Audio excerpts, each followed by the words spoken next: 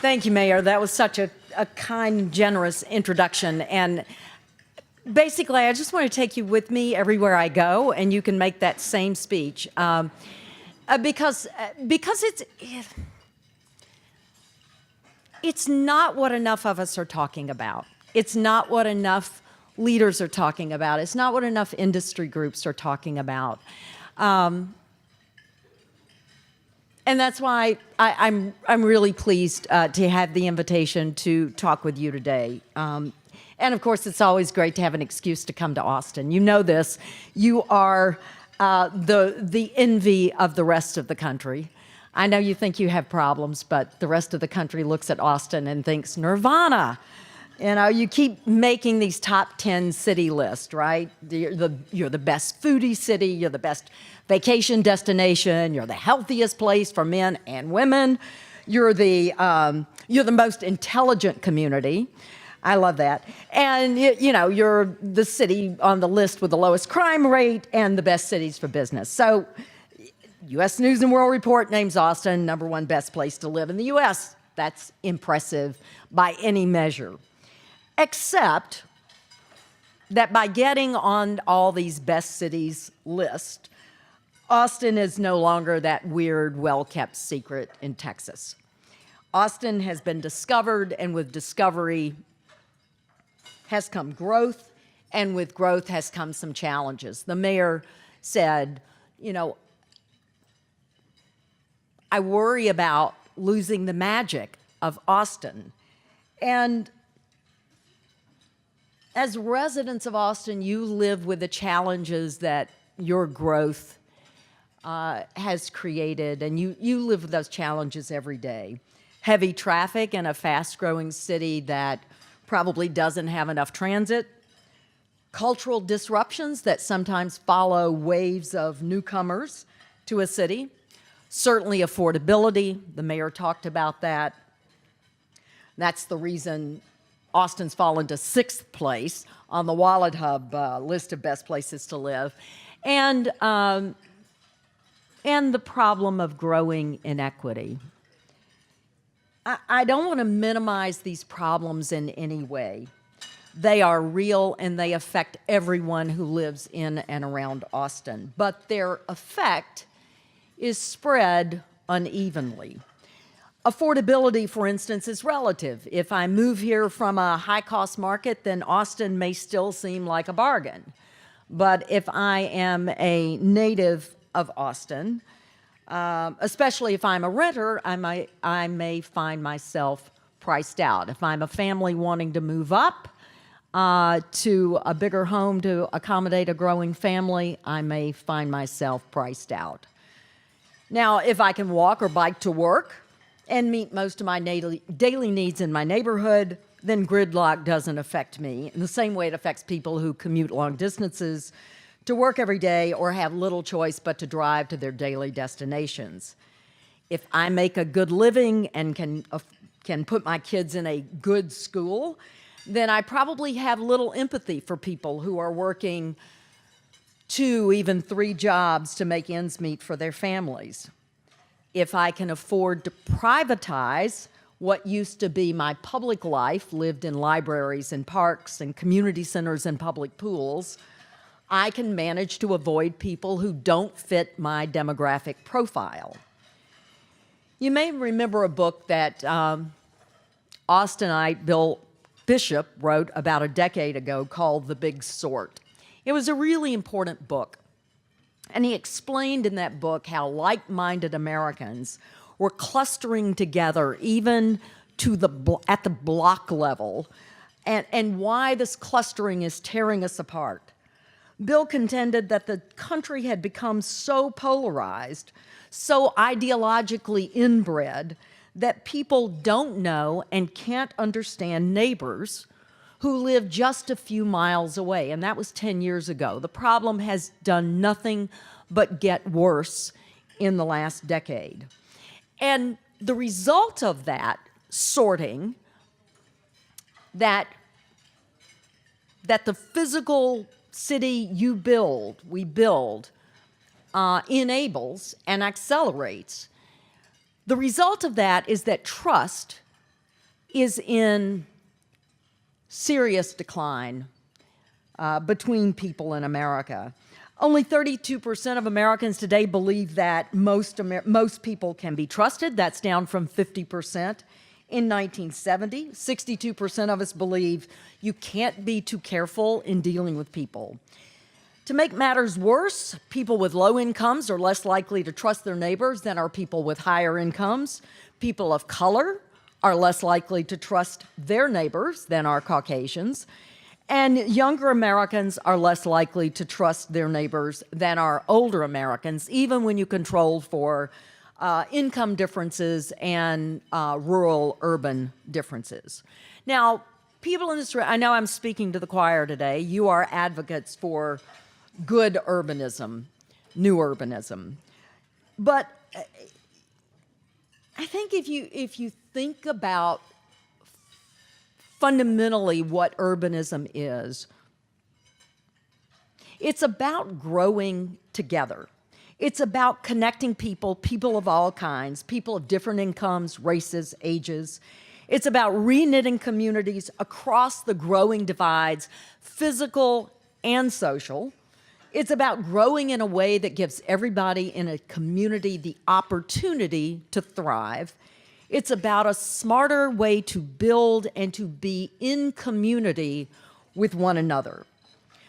But making the principles of good urbanism, of new urbanism, normal practice requires affirmative change. The mayor just talked about how difficult affirmative change is to make. And we can say that affirmative change only happens at the speed of trust. So how do you get change when trust is in decline? The mayor talked about the process being as important as the product. And I so agree with that, Mayor. I think you're absolutely right. It's hard to have patience with process. Most of us don't like it, especially, when it slows us down. And yet, process is important because it is our opportunity to build trust. And the headwinds against us rebuilding trust are very strong. We barely know our neighbors today, in part because we spend less time with them. Only 20% of Americans today say that they spend time regularly with neighbors, and a third of us say we spend no time at all with our neighbors.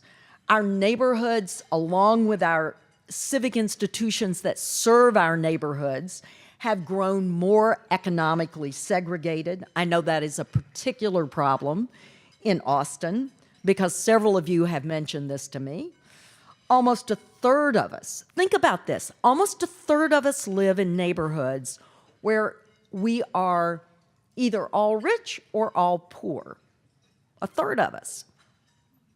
The number of urban poor people living in high poverty neighborhoods has doubled since 2000. 5.5 million poor people now live in high poverty neighborhoods. That is no formula for increasing opportunity, for upward mobility, for people to improve their economic circumstances when we are that economically segregated. Two, in addition to our economic segregation, I think our increasing demographic diversity challenges our notion of community, who's in, who's out, fueled by the fact that the foreign-born population today in America is the highest since 1914. We know that the internet and social media world amp up our differences and mainstream the fringe, even without foreign intervention. And that results in isolation and greater entrenchment in our beliefs. We have too few bridging mechanisms in communities today. And just think about the messages that we hear reinforced when we are in public, right? If you see something, say something. In effect, we're being told, don't trust the stranger standing next to you.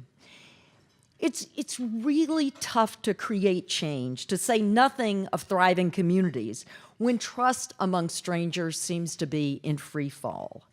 And if you add to that the decline, the similar declines, in fact, even more severe declines in trust in institutions, including government. Trust in federal government, for instance, is at historic lows. You really see how difficult it is to make change. So this decline in trust is very dangerous because it is fundamental to change. Trust is fundamental to a functioning democracy. Trust is fundamental to community building. And trust is fundamental to creating equitable cities. We need that loose web of social connection and the trust it enables to combat the rising rates of isolation, political polarization, and the increasing economic segregation in our cities, including this one. If we want to tackle the big issues that our communities face, equity, opportunity, poverty, you name it, we have to begin with the simple acts of bringing strangers together, not online, not digitally, but in place.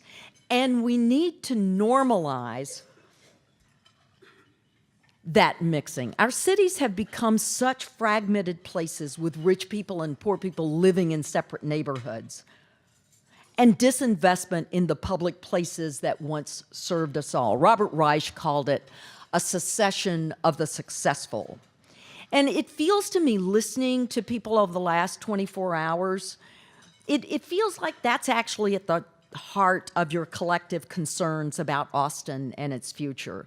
This separation of people who of different incomes, and as we separate, we lose the magic that was this that defined this community and should define community everywhere.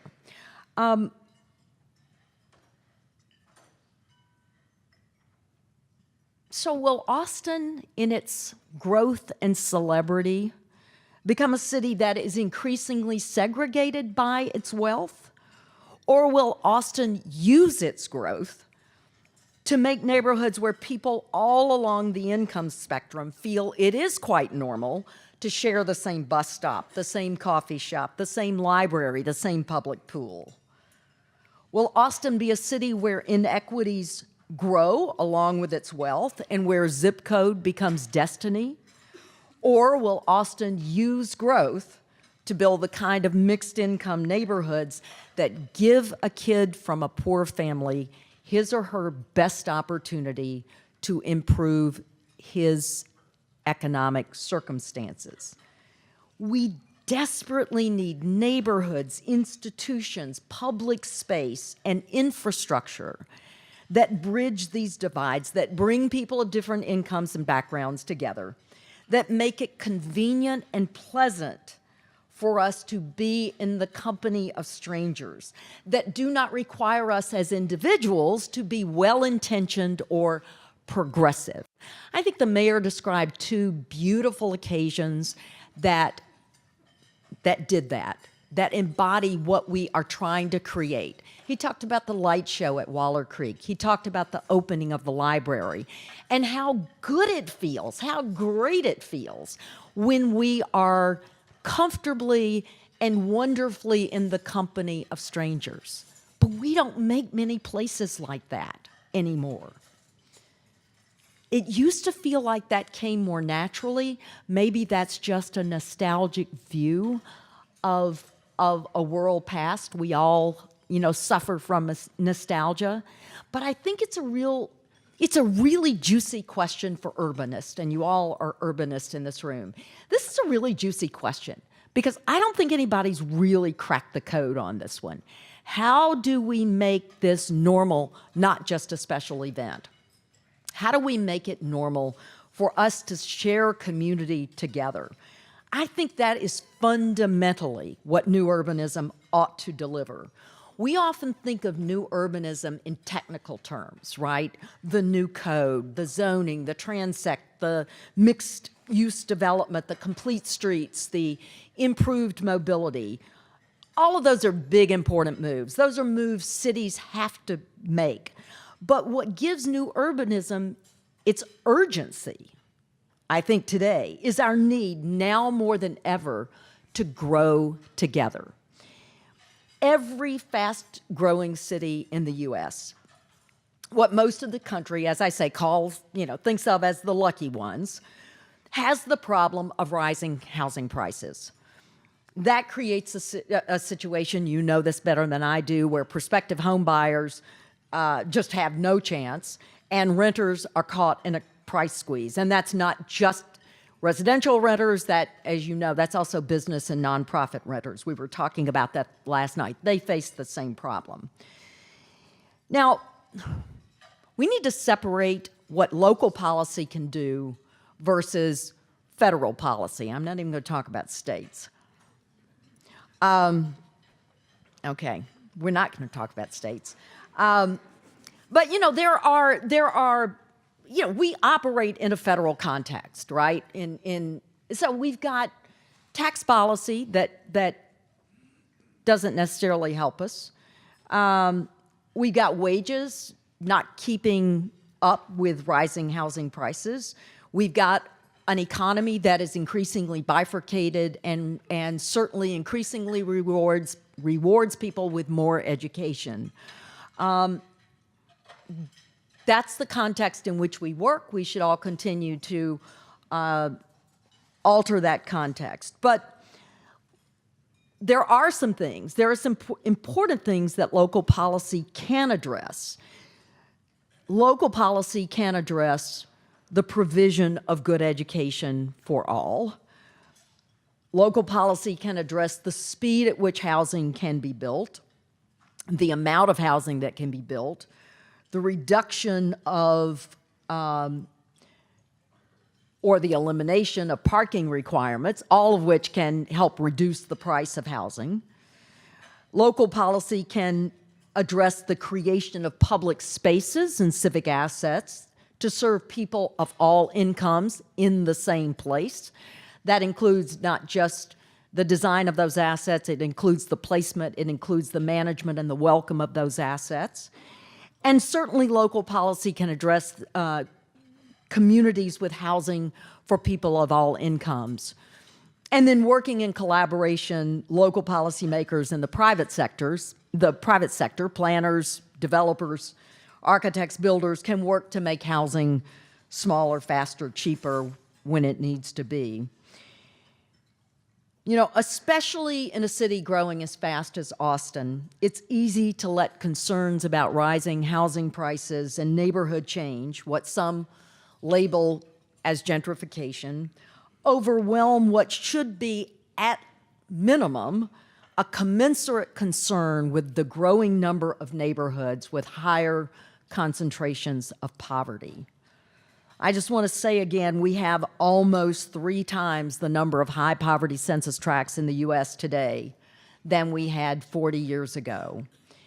And just compare that to only 5% of neighborhoods or census tracts that in those 40 years flipped from being above average poverty to below poverty. So if we have a problem with gentrification, and I don't minimize it, but we need to be really clear about what that problem is and then what the tools are to address that problem. There's no doubt that this economy rewards smart people, and smart people are concentrating in cities. In fact, they're concentrating in select cities, cities like Austin that offer that unique blend of opportunity and livability. I mean, you could say that the problem is that we have too few Austins, right? We have too few cities that mobile people who vote with their feet, are choosing to go. They're choosing to go come to cities like this one. And if we had more cities competitive with Austin, frankly, in terms of your quality of life and the opportunity you're creating, it would relieve some of the pressure. But at this point, you are attracting these folks, and therefore it is on you to address these questions that fast growth raises. Outsized outsized demand and to live in a place puts pressure on a community in familiar ways. Immigration always has. But I just want to remind you of two things. Immigrants, whether from foreign lands or simply from other cities, add dynamism to a place, and dynamism fuels adaptation. We need to use that as an advantage. And most important, we need to remind ourselves that it's a whole lot easier to create opportunity for all in a city and in an economy that's growing. And if you don't believe it, just try to do that in a recession or in cities where the population is declining or stagnant. I work in those cities every day, and they have the same and more intense concerns with growing inequity. So you're not alone, and you, with your growth, I would suggest, have a better opportunity to address what we all recognize is a very real problem in this city and in our country of growing inequity. How can you use your growth? How can you use your intelligence? You're the smartest city in the country, someone says. Okay, be smart. Figure out. I'm very serious. You know, because if we don't find a way to fix this problem, if we let this problem endure, accelerate, and fester, we can all sort of look down the road and see what's going to happen, and it's not a good end. You know, the worst, we do need to remember the worst place to be poor is in a place where everyone else is poor because the resources are so limited. It's the toughest place to create opportunity. Urban observer Adam Gopnik, writing, I think, in the New Yorker, described the mixing we need in cities this way. Cities shine by bringing like-minded people in from the hinterland, but they thrive by asking unlike-minded people to live together in the enveloping metropolis. While the clumping is fun, the coexistence is the greater social miracle. I think if we can get people of all types, all incomes, happily and fairly to coexist, we can unlock enormous opportunity. The way you build Austin will either advance opportunity for all or make opportunity far more difficult. Gopnik also observed that cities are at once the most cosmopolitan and the most particular of subjects. They require and rarely receive a view sufficiently wide-eyed as to become effectively double. To understand cities, I think we have to acquire double vision. We must see how cities can both change and endure, how cities can at once attract talent and create opportunity for all, how cities can both welcome newcomers and hold on to their values, how cities can write a new collective story without diminishing anyone's individual story. Equity does not sit in opposition to a thriving, appealing city. Equity is central to it. You are here today to create a different future for your community. Your citizens saying, this place matters, we're gonna roll up our sleeves, and we are going to keep working, keep making stuff happen until it changes. I thank you for your commitment. Thanks for being here today. Thanks for being part of CNU. And thanks for reimagining the possibilities for creating opportunity in your community. Thanks. You said that with respect to gentrification that we have to be clear about what causes it, and we have to be clear about what you can do about it. But then you didn't finish the thought. Can you finish that thought? Well, here's the thing. There's not a generally accepted definition, Mayor, of gentrification, and you know this. And so I think some people see gentrification, see neighborhood change as gentrification. I would argue that. I think neighborhood change is happening all the time, and people believe if they can. I think there is a misconception that if we can stop change, that we can stop change. Neighborhoods, again, are always changing, and if they're not getting over time, right, they're either emptying out or they are growing like cities. So fixing a neighborhood in time is, I think, impossible. And that's the first thing I think we have to understand about gentrification. I think we also have to, so we need a common definition. We need to understand neighborhoods change over time.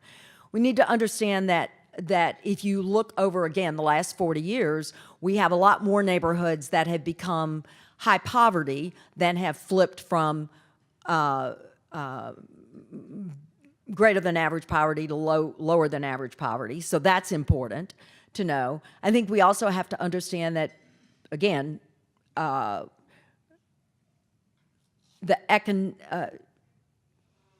people do better in communities. They do better with per capita income in communities that are where they're higher per cap. They do better. People with less education do better in communities with a higher percentage of people with more education because opportunity is created. Then I think there are also, so that's on kind of just the foundational side.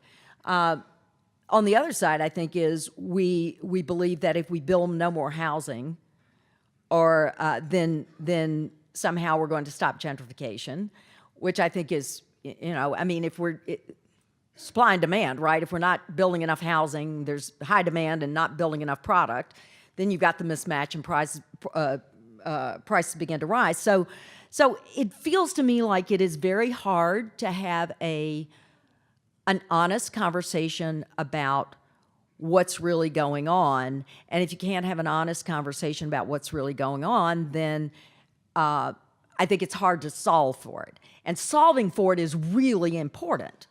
But I think we have to understand it's going to cost, it's if we're trying to fix a mismatch in the market, then, do we subsidize? How much do we subsidize? How much are we willing to pay for that over time? I think the knee-jerk conversation and the knee-jerk response to a very real problem, I don't think those are helpful. And so I guess what I would argue for, Mayor, is to create the space to have an honest conversation with honest disagreements, but to get to the specifics. It's the same frustration I have with equity, and I use the word equity several times in my remarks, but how do I know equity when I see it? There's no, I think right now we can say there's no commonly held understanding of that. And as we press toward it, which is a good thing, we need to understand what it looks like. How do I know it when I see it? So that's the end of my thought. Does that get it? Does that complete the thought? You may disagree with it, but that's the completion of the thought. Thanks for the question, though. I appreciate it.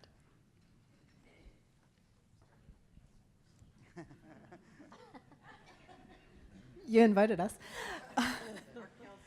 Thank you for that lovely talk. I'm wondering, what is the role of the private sector? What should be the role? What could be the role in the private sector in creating these spaces, creating this community that welcomes all and creates opportunities for all? And by the private sector, do you mean business, or do you mean developers? Do you mean philanthropy?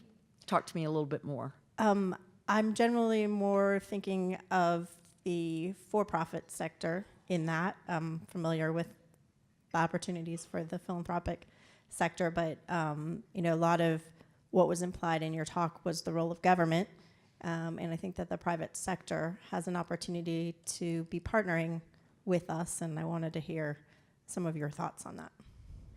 Yeah, we've been talking about that, but more from over the last couple of days in a few meetings, but more from the standpoint of philanthropy than for profit. Okay, now I'll get in trouble. I think business understandably wants a level playing field with its competitors, right? So I think whatever you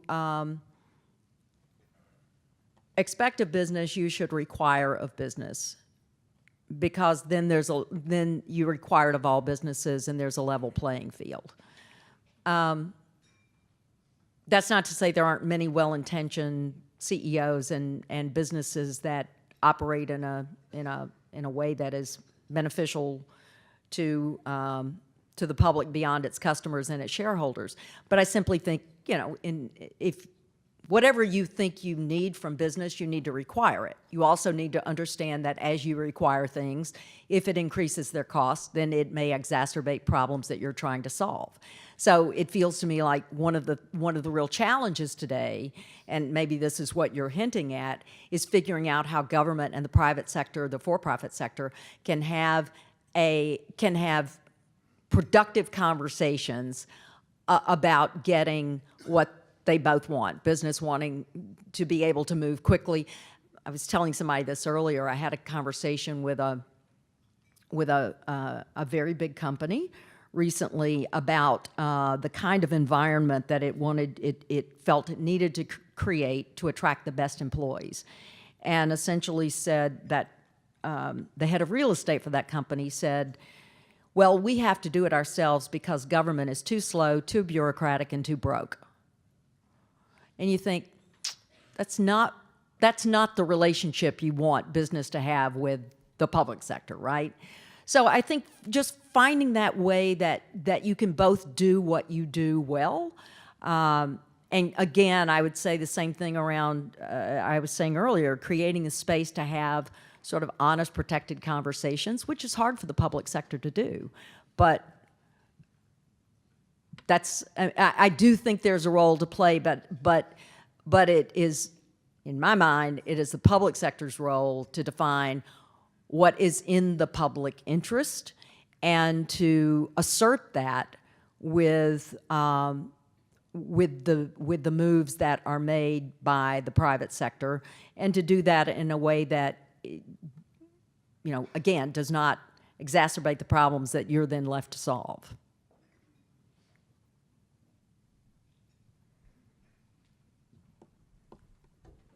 All right, we done? No? Okay, all right.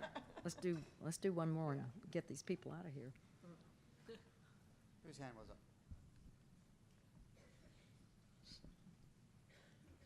Whoa. I'm ready to get walking too, but I own a walking company. I'm curious to know, we have an obesity epidemic here in Texas that costs employers $9.5 billion annually, and that's only going up. And currently there are 27% of 17 to 24-year-olds who are too fat to fight. They do not qualify for military service because they're too fat. How do we design our cities so that people can be fit and healthy? Those 27% are disproportionately lower income. That's an equity issue. Access to food, access to being able to walk, being able to ride bikes. How do we do it differently from a public health perspective? Yeah, well, I mean, obviously everyone in the room knows the answer to that. So, and by the way, amen. I completely agree, and we've made our, we've built our way to being grossly unhealthy in America, and so we know how to build our way. We know how to build our way out of it. The question is, do we have the will to do it? So I love what Detroit is doing right now. And the city, thank you very much, Detroit, that gave us, the automobile. It is really, and destroyed our streetcars. It is interesting to see Detroit build anew around the 20-minute neighborhood, and be really committed to it. And that's the sort of founding principle now in the planning department in Detroit. And they have a lot of rebuilding opportunities, they are doing just that. So we all know how to do it. We just have to have the will to do it. Glad you're working on it. All right, thanks very much. Let's